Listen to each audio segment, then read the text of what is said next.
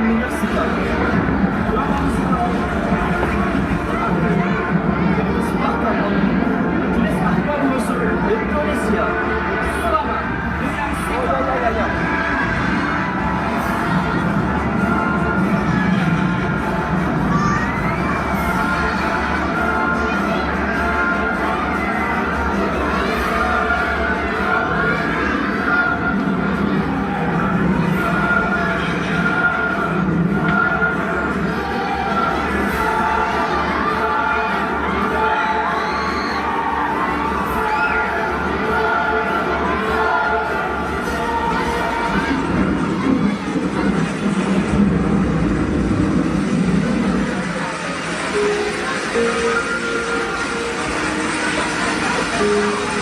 Salawat dan salam semoga tercurah kepada junjungan kita Nabi Muhammad sallallahu alaihi wasallam. Di suatu pagi, di hari yang terakhir baginda Rasulullah sallallahu alaihi wasallam, dengan suara terbata-bata beliau memberikan khutbah yang singkat kepada keluarganya.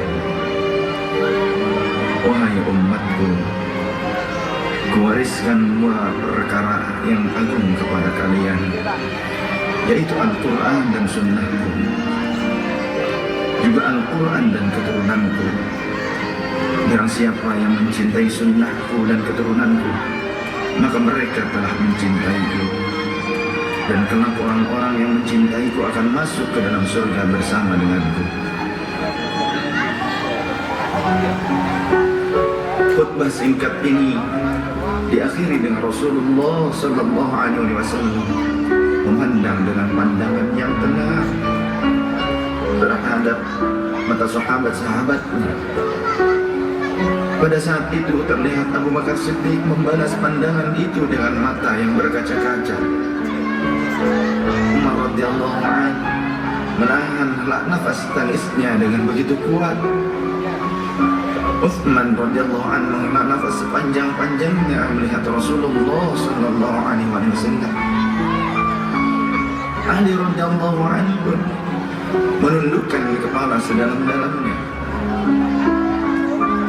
isyarat bahwa waktu itu telah datang. Saat perpisahan sudah tiba dengan Rasulullah sallallahu alaihi wasallam, Rasulullah akan meninggalkan kita. Manusia termulia itu sudah hampir selesai tugasnya di dunia. saat itu matahari kian meninggi, tapi pintu Rasulullah tetap tertutup. Sedangkan di dalamnya Rasulullah SAW sedang berbaring lemah dengan keningnya yang berkeringat dan membasahi pelepah kurma yang menjadi alas tidurnya.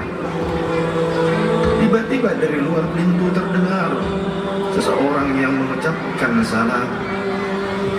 Assalamualaikum, bolehkah saya masuk?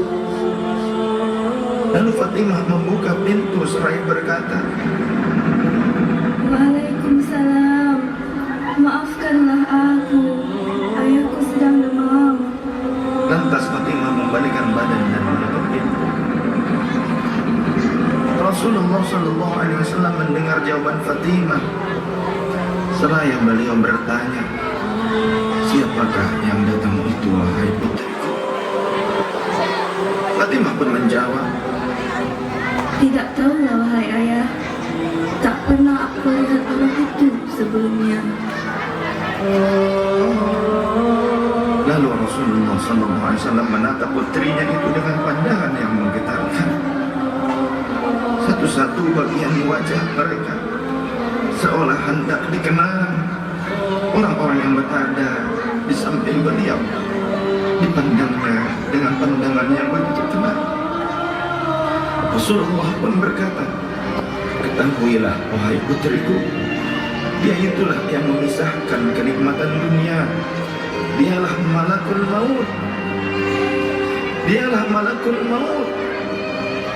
Maka Fatimah pun menahan ledakan tangisnya di depan ayahnya karena mengetahui ajal ayahnya sudah dekat.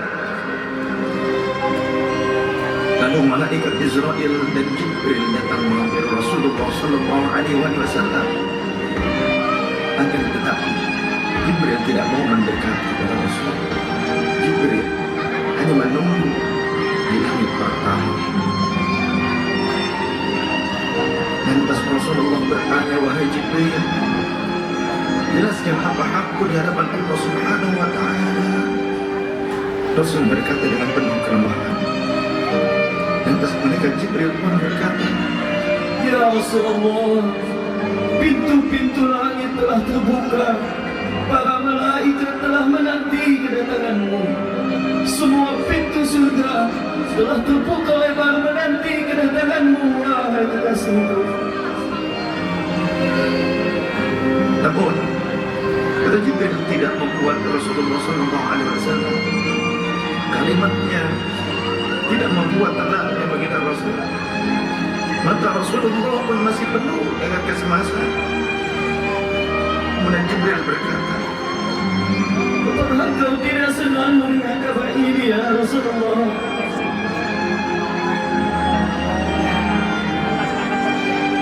kemudian Rasul pun berkata, kabarkan kepadaku bagaimana nasib umatku kelak, wahai Jibril. Lalu Jibril menjawab, Jangan khawatir, ya Rasulullah. Aku telah mendengar Allah telah berfirman kepadaku, Kuharamkan surga bagi siapa saja kecuali umat Muhammad telah berada di dalamnya. detik-detik wafat Rasulullah semakin mendekat dan tibalah saatnya malaikat Israel menjalankan tugasnya. Perlahan-lahan ruh Rasulullah Sallallahu Alaihi Wasallam ditarik dari tubuhnya. Tampak seluruh tubuh Rasulullah bersimpah peluh. Urat-urat leher baginda Rasul melegar pada saat itu. Manusia termulia merasakan sakaratul maut. Perlahan-lahan Rasulullah Sallallahu Alaihi Wasallam bermengadu, merasakan rasa sakit itu. Dan Rasulullah berkata, wahai Jibril, betapa sakitnya sakaratul maut ini. Rasul berkata dengan begitu lirih. Fatimah pun memejamkan matanya, tak sanggup memandang ayahnya. Sedangkan Ali di sampingnya menundukkan pandangan semakin dalam.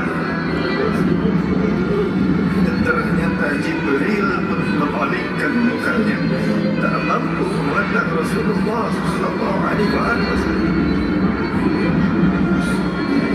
Lantas Rasulullah pun berkata, ya Jibril,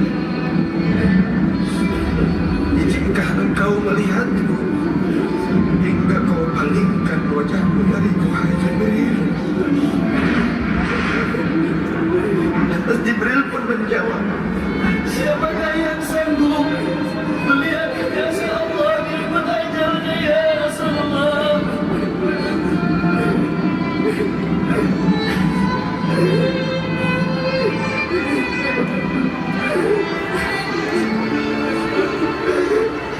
sesaat kemudian terdengar Rasulullah Sallallahu Alaihi Wasallam memanggil karena rasa sakit yang tak tertahankan lagi. Lalu Rasul pun berkata, ya Allah, dahsyatnya sakaratul maut ini, ya Allah. Timpakan seluruh siksa maut ini kepadaku atas umatku, jangan pada umatku, ya Allah.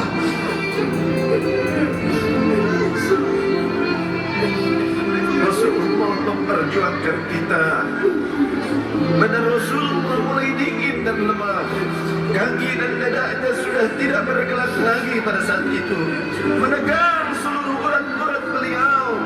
Bibirnya bergetar seakan hendak membisikkan sesuatu. Maka bergegaslah Ali radhiyallahu anhu mendekatkan telinganya ke Nabi Rasulullah Sallallahu Alaihi Wasallam. Lalu Rasulullah membisikkan, Usikum bis-salah, Usikum bis-salah, Usikum bis-salah, wa ma malakat aymanukum.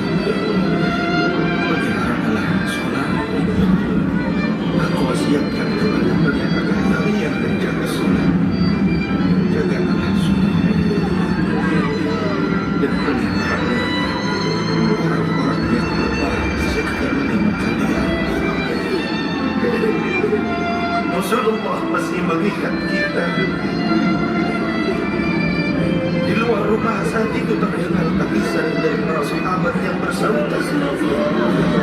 Sahabat saling berpelukan. Fatimah radhiyallahu anha menutup wajahnya dengan tangan. Kembali mendekatkan diri ya Rasulullah sallallahu alaihi wasallam yang mulai kebiruan atas Rasulullah.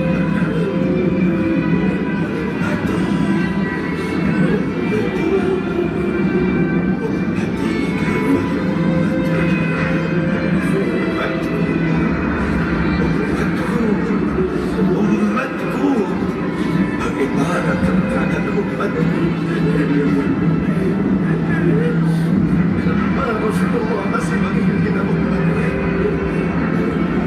Rasul masih berkata ummati, ummati kaifa li ummati.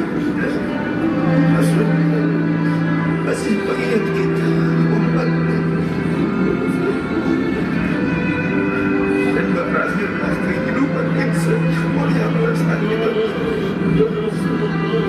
Di saat lisan masih mengingat kita, masih menyebut nama kita umatnya. Rasulullah sallallahu alaihi wasallam telah tutup usia pada saat itu. Mampukah kita meneladani Rasulullah sallallahu alaihi wasallam dan mencintainya?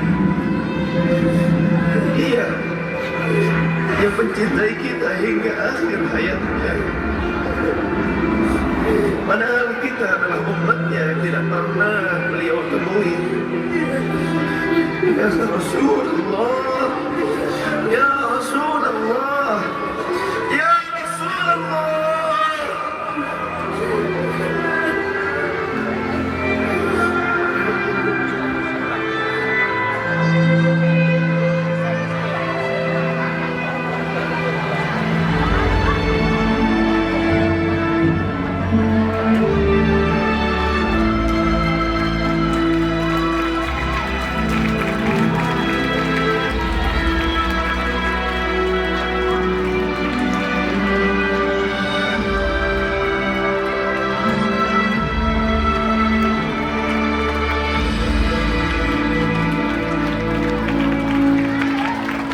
Tepuk tangan sekali lagi. Foto, foto, Persembahan foto. dari siswa kelas 6.